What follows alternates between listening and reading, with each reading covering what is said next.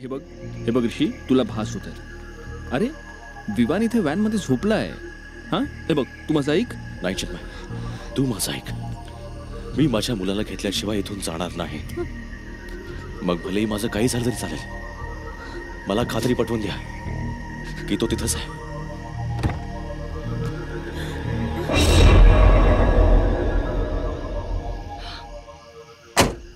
चिन्मय, काय झालं? विवान आहे ना तिकडे? सर, विवान नाहीये व्हॅन मध्ये. व्हॉट? हो. चिन्मयला कनेक्ट कर. हॅलो. हां चिन्मय, नाही विवान नाहीये व्हॅनिटीमध्ये. ऋषी, हे बघ, तू ज्याला तिथे पाहिलंयस तो कदाचित विवान असू शकतो.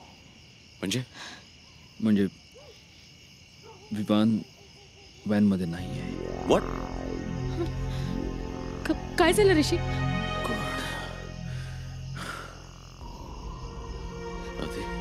विवान आहे ना तिथे? तो चिन्मय काय म्हणाला? मी विवान आहे ना? तू काहीच का बोलत नाहीयेस? तू बोलत का नाहीयेस? विवान कुठे, सांग ना. तो काय म्हणाला चिन्मय? हा तू आणि तुझा रियालिटी शो केला खड्ड्यात. मला माझा मुलगा शोधून द्या. विवान, विवान, विवान, विवान, विवान, विवान कुठे आहेस तू?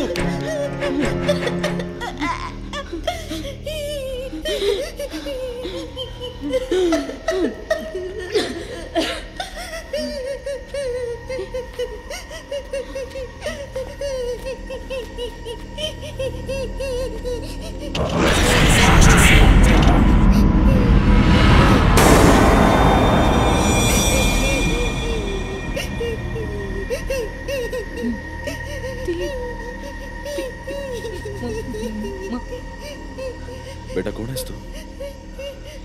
माझे आई बाबा हरवले. अगं पण तू इथं काय करतेस? मला आई बाबा पाहिजे. आम्ही शोधतो त्यांना. नक्की शोधाल? हो नक्की. पण आमची मदत करशील? काय?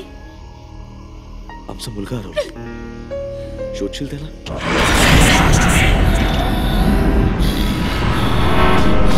विवान तुम्हाला कधीच मिळणार नाही. तुम्ही पण त्याच्याशी तसेच वागाल.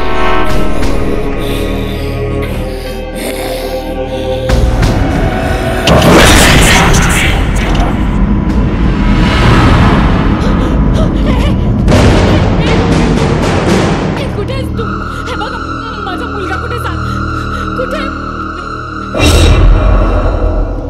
विवान, विवान, तो तरी विमानच होता ना? खरं काय, भास काय, काहीच कळत नाही.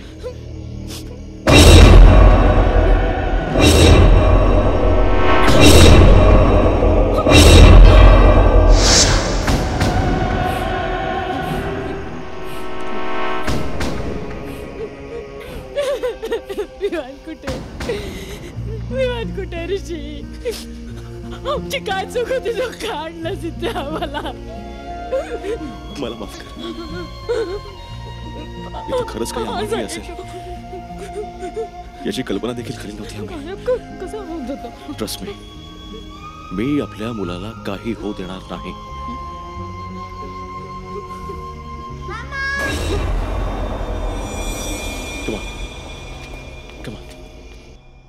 बस, हा शो इथे थांबलाच पाहिजे. Amit, Amit you there? अमित. ऋषीलाही हेच हवं होतं आरिफ. ऋषीलाही हेच हवं होतं. See the numbers. मेसेजेस वाढतायत, कॉल्स वाढतायत, लोकांचा रिस्पॉन्स केवढा भरपूर वाढतोय. It's a hit man, it's a hit. Show चालूच राहील आरिफ. कोणाचा जीव गेला तरी जीव जायच्या आधी तू जा. Get out.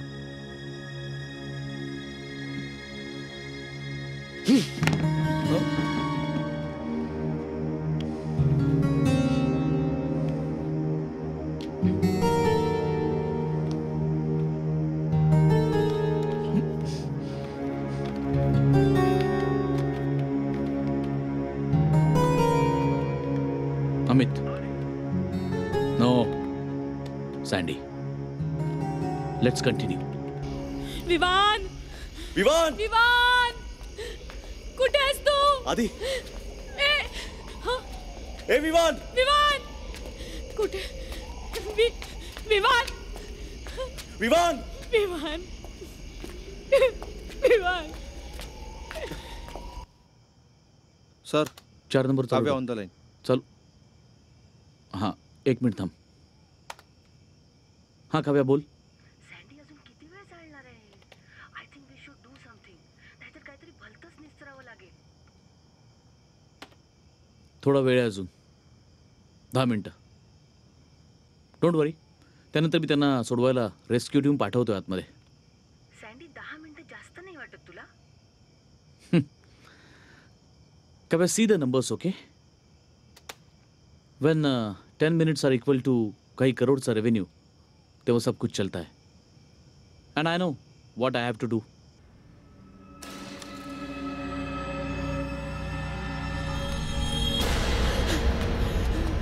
विवान विवान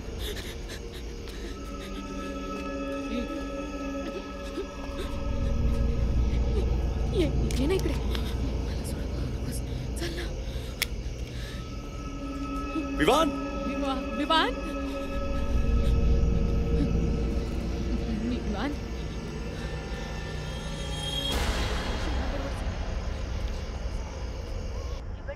अच्छा ठीक आहे. नाही काव्या. एक मिनिट. हे बघ मला सर एक मिनिट. हा कॉल घ्यावा लागेल तुम्हाला. कोण आहे? कोणी परत विचारते मुलीबद्दल? Yes sir. कोण? एक म्हातारा आहे. हे बघ. सर त्याला त्या मुलीबद्दल माहिती असो तो म्हणतो. Kavya hold on. ट्रान्सफर कर. विवान विवान कोणी आहे का? विमान कुठे आहे? हे विमान! हे बघ मम्मा आली. मम्मा बोलवते तुला. विमान नाही रे, इथे पण नाहीये. हे बघ इथे पण कोणीच नाहीये. इथे बघ. विमान विवान काय झालं? व्हॉट्स रॉंग? You okay? विमान विमान मला होते विमान.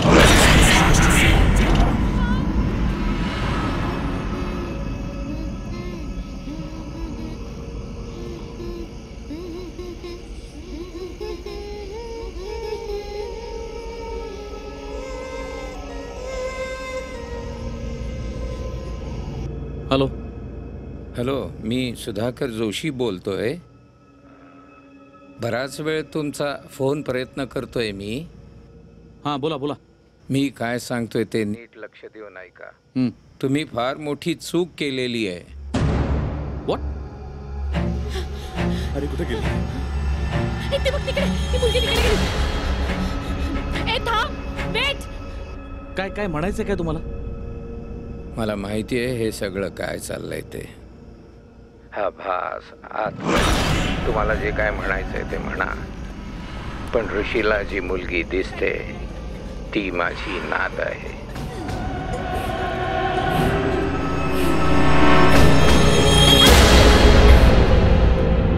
डोकं ठिकाणावर आहे का तुमचं? काय बोलताय तुम्ही? खरं तर चूक माझ्या मुलाचीच होती. माझ्या सुनेला तो खूप मारायचा. माझी नात या छळाची एकटी साक्षीदार होती. एक दिवस तिने पाहिलं रागाच्या भरात आपले वडील आपल्या आईचा गळा दाबतायत आणि आईचा जीव वाचवण्यासाठी तिने हाताला जे काही लागलं त्याने त्याच्यावर सपासप वार केले. विमान विवान विमान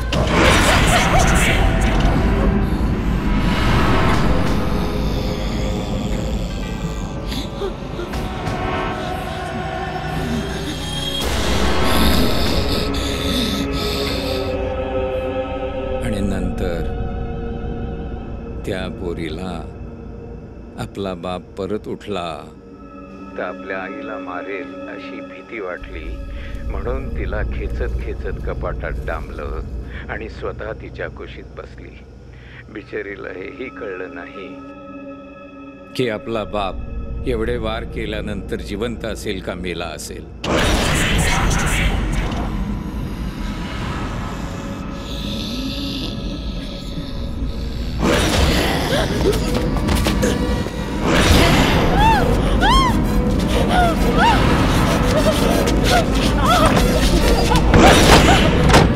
चार दिवसानंतर जेव्हा शेजाऱ्यांना वास यायला लागला तेव्हा कळलं की त्या दोघी कपाटातच गुदमरून मेल्या. व्हॉट? उघड, दरवाजा उघड.